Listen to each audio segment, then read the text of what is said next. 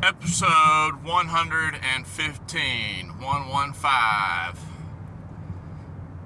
I uploaded a short form content, aka shorts, throwing my shorts out there. I haven't put a short out in like 6 months.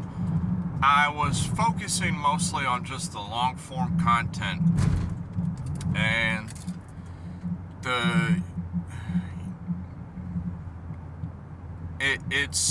it's come to light over a lot of analysis and thinking that only putting out the long form content, it might not be making sense to certain people out there without some illustrative work and some short form shorts to kind of tie into a visual representation of what we might talk about.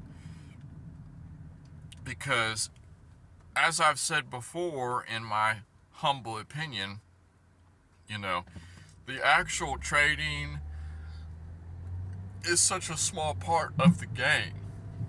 The large part of the game is what's going on in your head. And, being that trading is such a small part, we'll just keep it at shorts, and the occasional, live feed when we want to really look at something or have a lot of ideas about a particular thing. But the short video that I uploaded this morning, it was a going long scalp on dollar yen.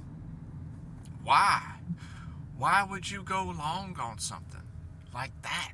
Of all things, my guy, come on. Dollar yen? It's at the highs of the highs. It's so high, it's screaming high.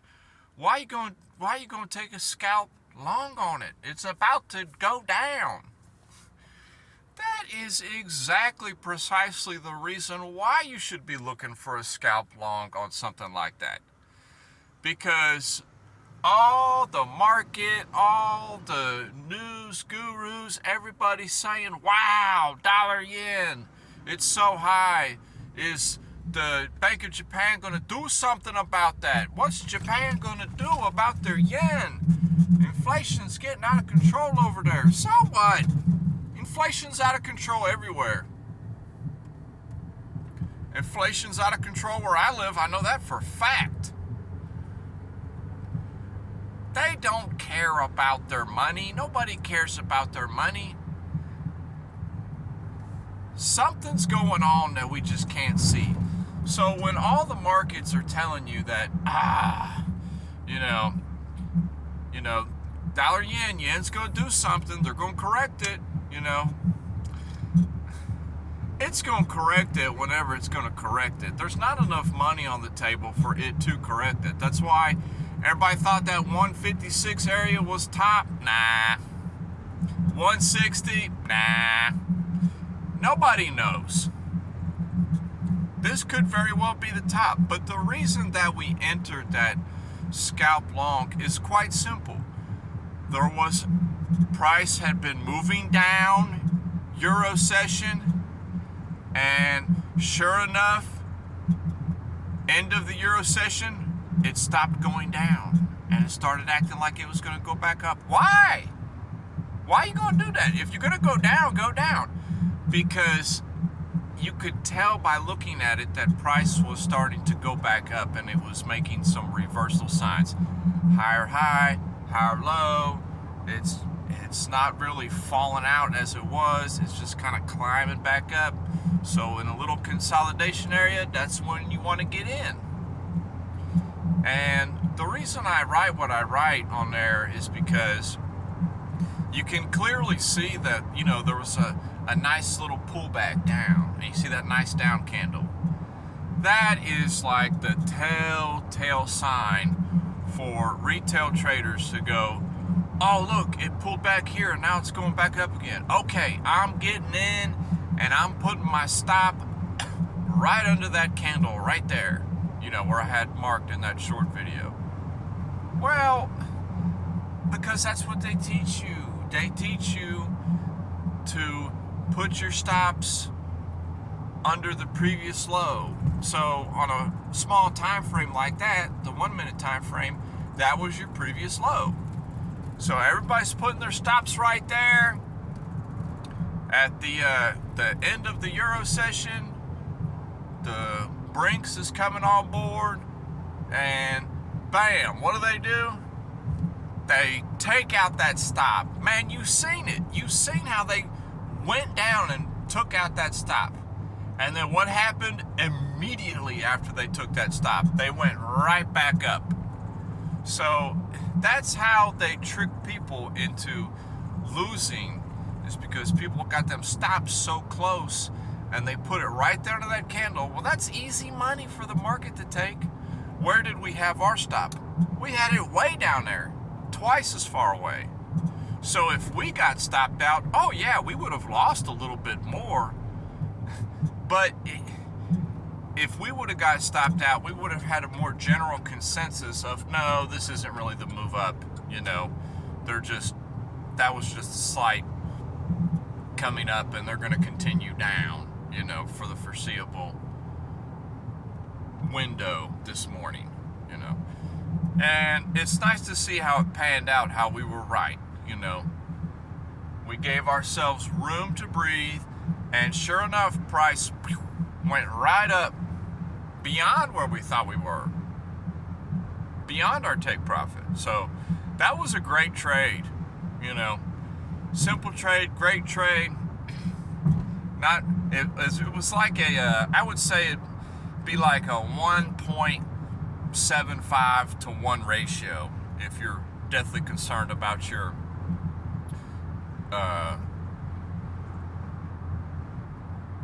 profit to stop ratio, you know. And it was clean, you know.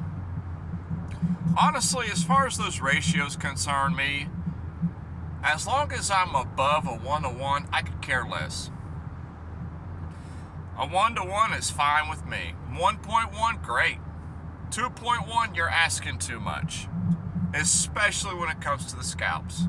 You're asking far too much to have that 2-to-1. Everybody wants that 3-to-1, 4-to-1, 5-to-1, 10-to-1, 50-to-1, 100-to-1. Come on. You're going to risk $1 to make $100. You're going to lose that $1 88 times before you do make that $100. I'm telling you, that's not a feasible path. Play the trade it's meant to be played. And it's funny too, because I had mentioned, I noticed too, I rewatched that short, and I noticed how, if you notice when price goes down and it stops out those beginner stops right under that previous low candle, did you notice the pattern that it had made to go down there? It made that candlestick pattern of the 3 black crows. There it is again. I just talked about that pattern like a month or 2 months ago, and I made a video about it. That pattern will get you burned. I'm telling you, somebody's got to prove me wrong otherwise, because more times than not, in my personal experience, that pattern just gets you burned. So people have seen that and they say, oh, look at that, 3 black crows. Yeah, I'm going to go short here. Well, they all just lost their shirts on that move, because price wasn't, they were just doing that to convince you to go short. But what price was really doing was taking out those people's stops that were going long at that little candle there, and then it was continuing up. Do you see how crazy the market can be? It's attacking both sides. That's why in your mind, when you're entering positions, you have to think of both ends of the table, both traders, the long traders and the short traders, at that specific time. What's going on? What are they wanting to do? I bet there's a lot of people trying to get short in right here, while people would love to go long right here. Do you know what I'm saying? Well, how do you come up with that idea? By being one of those people yourself in the past. That's like the painful truth about trading, is by personal experience of being one of those people that have done those things and fallen for those things, you can now slowly start to step back and be like, what's really going on here? Well, they're attacking them and they're attacking them. I can profit here and I can profit here.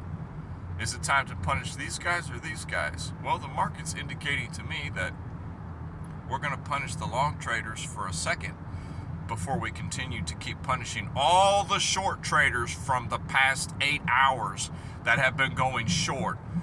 All the Euro session traders and Asian close traders that were going short on dollar yen, because they're just convinced yet again that that was the macro move of down. It could be, but the Euro close, the Brinks, and the Euro Open is testing the resolve. I haven't looked at it right now to see what's happened, but it would be interesting. But that's don't just think about what's going on right now. Think about what traders have been doing for the past few hours before you came to the table. Do you see what I'm saying? That's kind of what's upped my game a lot. Is when I first come in, I'm not coming in and jumping right into something. I'm coming in and I'm thinking, okay, what happened? Who is vulnerable right now? Who's caught with their pants down right now? And then you just simply spank them. That's it. You just join in the spanking. The market's going to do all the spanking. You just throw an occasional hand in there now and then, if that makes sense. That's how you get paid. So, I'm going all long-winded about that short video. I'm working on my editing skills. I'm not a professional by any means, as you can tell, hence why I just make videos on the road. I don't claim to be. I don't claim any of these things. There's dozens of people out there that are 100 times better at any of this than I will ever be. I just know what I know, and I love talking, and I love sharing my personal experiences. That's plain and simple. It's what it comes down to. And if people can relate, wonderful. If people dismiss it, great. It's irrelevant. I just love sharing my personal experiences, and I tend to just be a chatter sometimes when it comes to this industry. But I love everybody, and we will talk to everybody later.